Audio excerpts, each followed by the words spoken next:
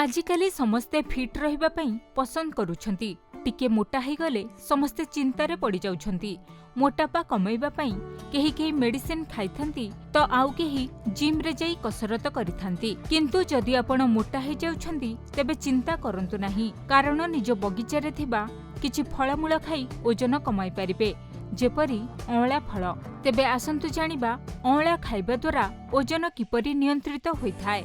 अँवळारे vitamin C और antioxidant रहिछि, जहा विषाक्त पदार्थ को शरीर बाहर करिबारे सहाय्य करिथाय। पेट पई अँवळा को सुपरफूड बोली कुहा जाइथाय। एथिरे थिबा विटामिन सी रोग प्रतिरोधक शक्ति को वृद्धि करिथाय। एहा सहित मेटाबॉलिज्म को मजबूत करी पेटरे खाद्य हजम प्रक्रिया को सक्रिय करिथाय। एहा द्वारा शीघ्र ओजन ह्रास पाइथाय।